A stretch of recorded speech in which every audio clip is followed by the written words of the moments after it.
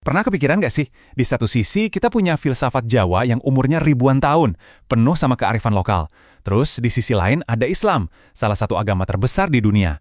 Gimana ceritanya keduanya bisa ketemu di tanah Jawa dan bukannya jadi lawan, malah jadi kawan? Jawabannya mungkin bakal bikin kamu kaget.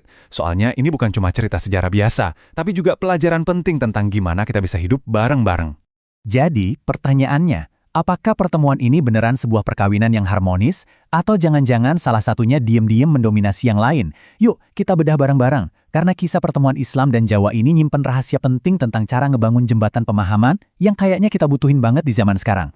Nah, kunci buat mecahin teka-teki ini itu sebenarnya simpel, tapi dalam banget. Kita harus ngelihat keyakinan itu bukan sebagai satu blok yang utuh, tapi sebagai dua lapisan yang beda. Coba kita lihat deh. Gini nih cara kerjanya. Di level paling atas, ada yang namanya nilai. Ini tuh ide-ide besar yang universal. Mau di Islam atau di filosofi Jawa, kita semua setuju kan kalau jujur itu baik, nolongin orang itu mulia? Nah, disinilah titik temunya. Tapi di level bawahnya ada norma, yaitu cara kita menerapkan nilai-nilai tadi. Contohnya, gimana cara berpakaian yang sopan, atau upacara adat apa yang harus dilakuin. Nah, di level inilah gesekan-gesekan itu sering muncul, karena ini sifatnya sangat terikat sama konteks budaya masing-masing. Jadi, rahasianya ya ini, fokus pada kesamaan di level nilai, dan siap berdialog tentang perbedaan di level norma. Dengan cara ini, pertemuan dua budaya itu jadi kayak tarian yang indah, bukan pertarungan. Dan kerennya lagi, orang Jawa punya analogi yang cerdas banget buat ngejelasin proses ini. Namanya konsep wadah dan isi. Dan ini, wah, brilian banget. Coba bayangin pertunjukan wayang kulit. Wadahnya itu tetap sama. Ada dalang, ada gamelan, tokoh-tokohnya juga sama. Tapi isinya, ceritanya diresapi dengan nilai-nilai Islam.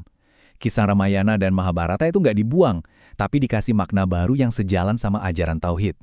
Jadi bentuk luarnya dipertahanin, tapi jiwanya diperkaya. Keren kan? Oke, teorinya kedengeran bagus, tapi apa benar kejadiannya kayak gitu? Yuk, kita coba flashback sedikit ke abad ke-14, pas kapal-kapal pertama yang bawa ajaran Islam nyandar di pesisir Jawa. Soalnya, cara mereka kenalan pertama kali ini nentuin segalanya. Antropolog Clifford Geertz ngerangkumnya dengan kalimat yang pas banget. Islam datang dengan merebut peradaban, bukan menggusurnya. Coba perhatiin deh pilihan katanya. Merebut di sini itu artinya memenangkan hati dan pikiran, jadi bagian dari pusat kebudayaan. Bukan datang kayak bulldozer yang ratain semua yang udah ada sebelumnya. Proses ini seperti yang kita lihat di timeline bukanlah revolusi semalam, dimulai di abad ke-14 sama para wali songo. Nah, yang datang tuh bukan tentara loh, tapi para mistikus sufi. Mereka nggak ngomongin soal hukum yang kaku, tapi lebih banyak ngomongin soal roso atau pengalaman spiritual dari dalam. Dan ini nyambung banget sama spiritualitas Jawa yang emang udah ada dari dulu. Akhirnya terjadilah dialog panjang selama 2 abad yang ngebentuk sebuah sintesis budaya yang unik banget. Dan hasilnya, wah, ini yang bikin kaget. Cuma dalam waktu sekitar 200 tahun, itu cepat banget loh dalam sejarah peradaban, pendekatan dialogis ini berhasil bikin 80% populasi di salah satu pulau terpadat di dunia buat memeluk Islam.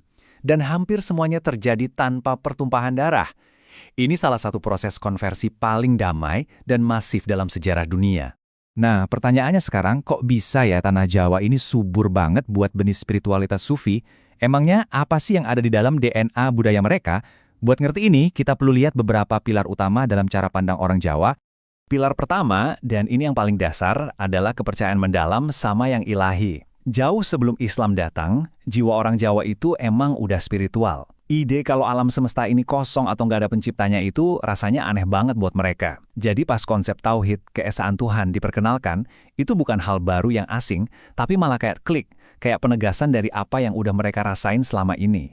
Terus ada nerimo ing pandum, atau menerima takdir.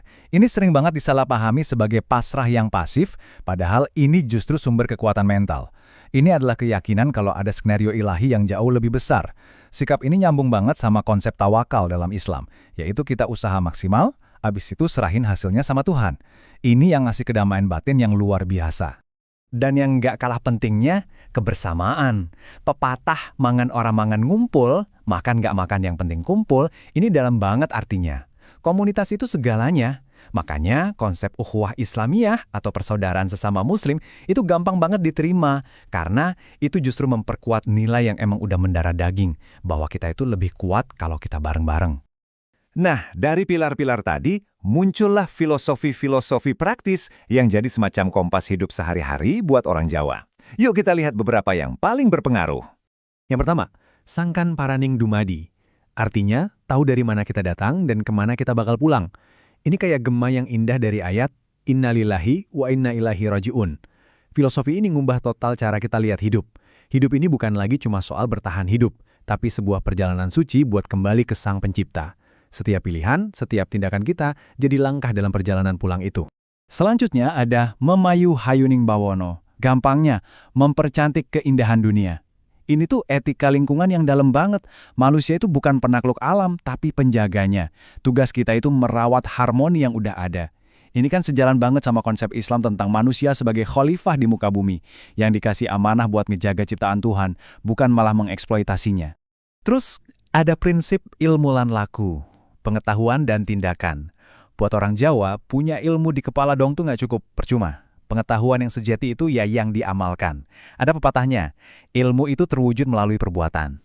Kamu bisa aja baca 1000 buku tentang sabar, tapi kamu baru bener-bener paham sabar itu apa pas lagi kejebak macet total, dan gak marah-marah. Dan mungkin inilah puncaknya, inti dari semua kearifan Jawa. Kemenangan yang sejati adalah kemenangan atas diri sendiri. Perang terbesar itu bukan ngelawan musuh di luar sana, tapi ngelawan ego, serakah, dan amarah di dalam diri kita. Ini kan nyambung banget sama konsep jihad al-nafs dalam tradisi Islam. Menaklukkan diri sendiri itu kemenangan yang paling hakiki. Jadi, kalau kita balik lagi ke awal, kisah Islam dan Jawa ini ngajarin kita pelajaran yang abadi. Mungkin kunci buat hidup damai di dunia yang super beragam ini bukanlah dengan maksa-maksa norma kita ke orang lain, tapi dengan nyari nilai kemanusiaan yang sama-sama kita pegang. Ini jadi bikin kita mikirkan, di konflik mana lagi atau di hubungan apa lagi kita bisa coba cara yang sama. Fokus pada nilai-nilai yang menyatukan, bukan meributkan aturan yang memisahkan.